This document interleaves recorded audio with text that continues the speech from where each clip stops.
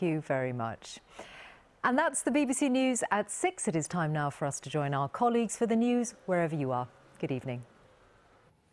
Hello, good evening. Welcome to North West Tonight with Roger Johnson. Thank you for joining us on this Wednesday evening. Our top story. The system is broken. He waited 3 hours, he was deteriorating, and we had to make that difficult decision to bring him in to save him. The Cheshire GPs who drove a stroke patient to hospital themselves because they couldn't wait any longer for an ambulance. The doctors say they don't blame the paramedics. We will have the full dramatic story.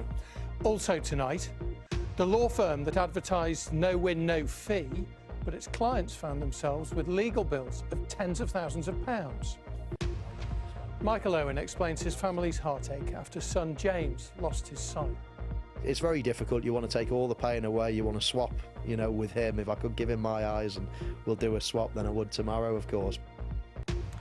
50 years of the Wirral Way, the former railway line that's become one of Britain's most popular country parks. And Storm Jocelyn last night gave us some pretty tricky conditions this morning with some felled trees, branches and debris on the road. Things have got much quieter through today and they'll remain fairly quiet, but I'll have the details at the end of the programme.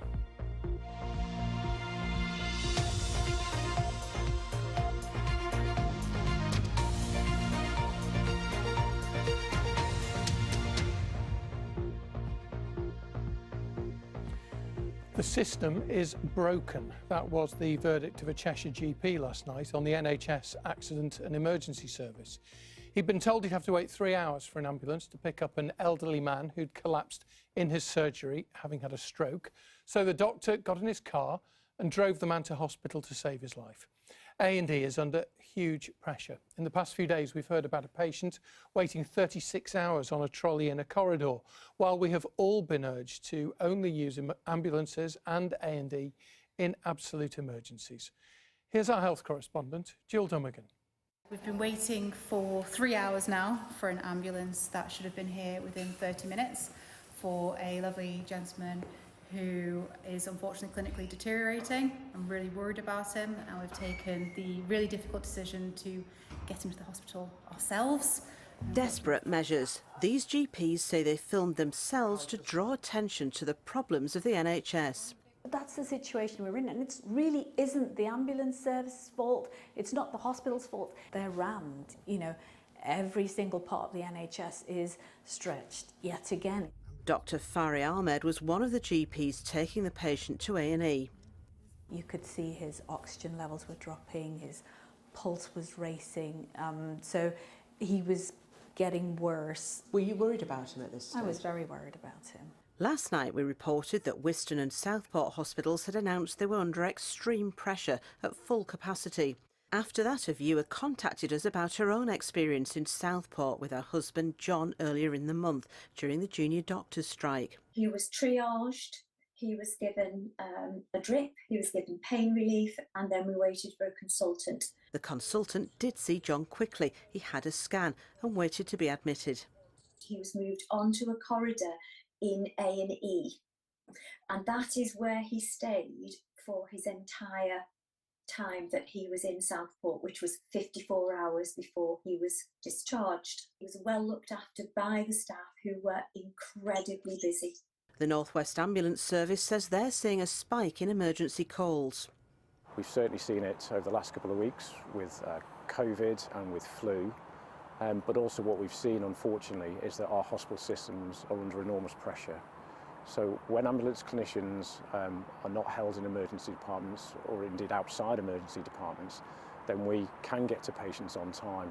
The most recent NHS statistics show patients actually spend fewer hours waiting in corridors now than this time last year, but that was a record high. NHS England says this week demand in the region has been consistently high and asks people only to use 999 if it's a life-threatening emergency. It's outrageous that in that moment of need, you can't access the help that you need. And I don't know why or who has let it come to this. Jill Dummigan, BBC North West Tonight. Let's talk to Jill now. She's in the newsroom, as you can see. And Jill, all the staff working so hard, so stretched at this time of year. It's the same year in, year out, isn't it? It is, isn't it, Roger? And I've been speaking to a couple of people today about why this is happening, and it is standard winter pressures. A lot of it's COVID, a lot of it's flu. Just the normal kind of thing, really, but of course it doesn't feel normal at all if you're stuck in the middle of it all. Now, we've had quite a lot of comments left on our Facebook page about this issue. Lorraine said, my mum, aged 86, spent 36 hours on a corridor in Blackburn A&E. There has to be some solutions.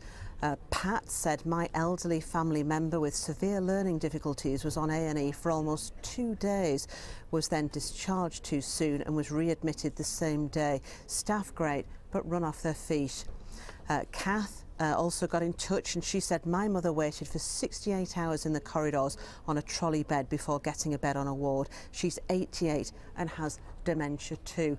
Now, of course, we've looked at this issue of people being stuck in corridors, unable to be admitted several times in the past, and the root cause of this is really about social care, people unable to get out of hospital to get social care, the hospitals then being full and being unable to admit people, and really until that is sorted out, this situation is very unlikely to improve greatly. Jill, thank you very much. Jill Dummigan. Now, hundreds of clients of a stricken